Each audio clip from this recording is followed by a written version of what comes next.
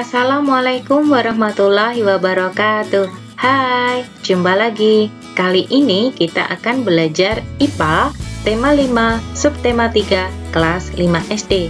Materi yang kita pelajari adalah keseimbangan ekosistem. Sudah siap ya? Simak video ini dengan baik.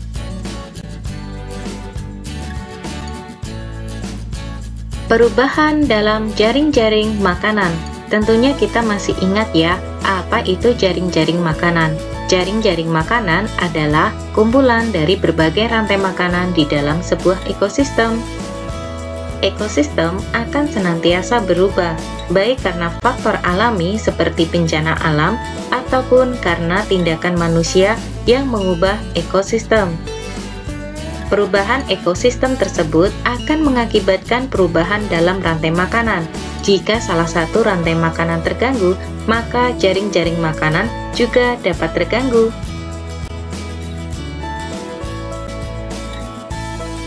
Perubahan dalam rantai makanan.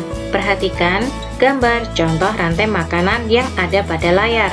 Ada rumput, belalang, burung pipit, ular, dan burung hantu.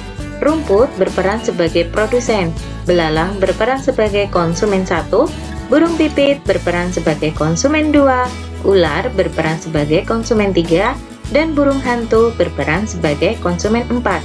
Apabila burung pipit banyak diburu oleh manusia, maka populasi atau jumlah burung pipit akan turun. Nah, turunnya populasi burung pipit akan mengakibatkan ular sebagai pemangsa burung pipit akan kelaparan karena kehabisan mangsa. Lama-lama populasi ular pun akan ikut turun. Apabila populasi ular turun, maka burung hantu akan kelaparan karena mangsanya berupa ular turun jumlahnya. Lama-kelamaan populasi burung hantu akan ikut turun.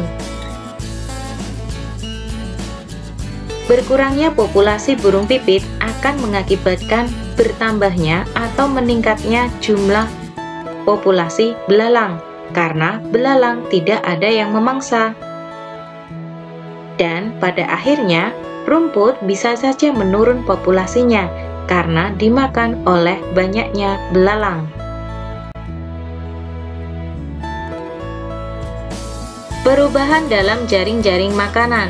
Perhatikan contoh jaring-jaring makanan yang ada pada layar.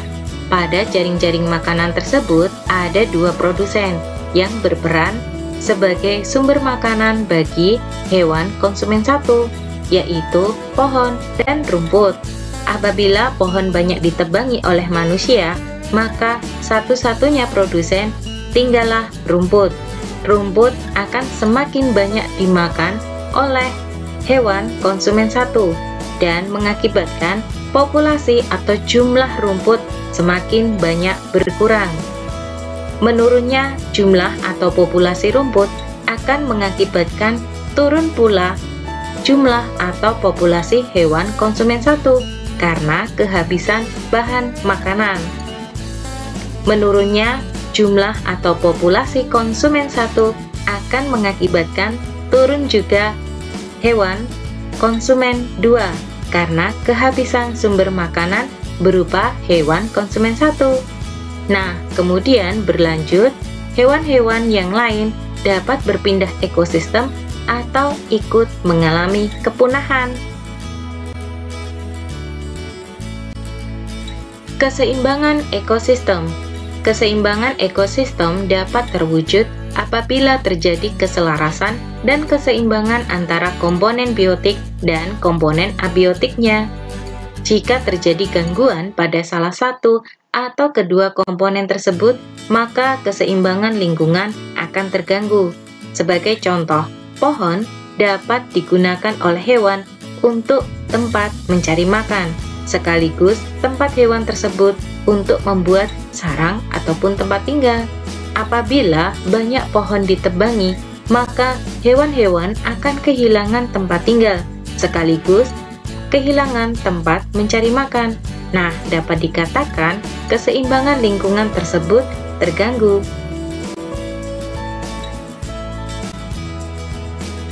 Keseimbangan ekosistem dapat terganggu oleh dua faktor. Faktor yang pertama adalah faktor alam, dan faktor yang kedua adalah faktor perilaku manusia.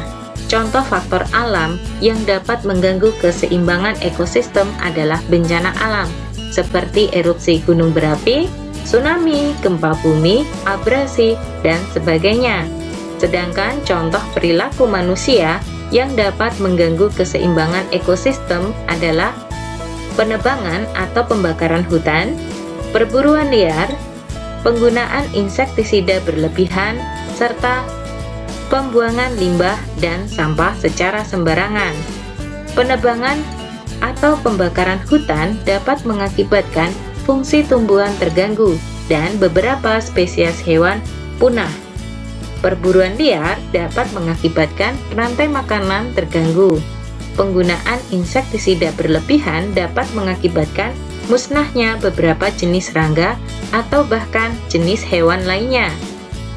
Dan pembuangan limbah dan sampah secara sembarangan dapat mengakibatkan pencemaran lingkungan. Indonesia memiliki wilayah laut yang luas dan memberikan sumber daya alam dari laut yang melimpah jumlahnya.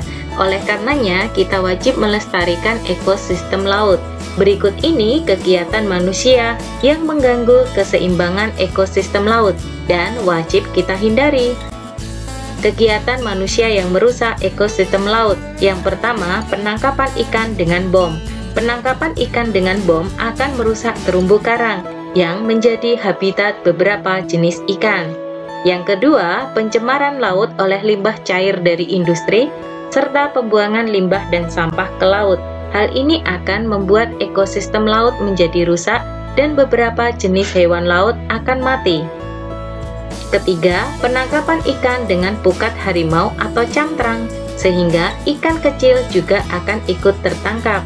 Ikan kecil yang ikut tertangkap tersebut tidak akan tumbuh dewasa di laut dan menghasilkan anakan, sehingga populasi ikan akan banyak berkurang.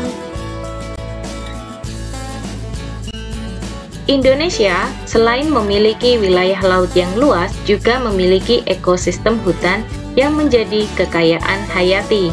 Berikut ini adalah kegiatan manusia yang mengganggu keseimbangan ekosistem hutan dan wajib kita hindari. Contohnya adalah pembalakan atau penebangan hutan secara liar dan ilegal atau tidak sesuai undang-undang yang berlaku. Yang kedua adalah pembakaran hutan untuk pembuatan ladang yang mengakibatkan ekosistem hutan rusak dan beberapa hewan kehilangan tempat tinggal. Serta ketiga, perburuan hewan secara tidak terkendali yang mengakibatkan rantai makanan terganggu. Oke, kita sudah selesai belajar tentang keseimbangan ekosistem. Terima kasih sudah menyimak video ini. Sampai jumpa. Wassalamualaikum warahmatullahi wabarakatuh.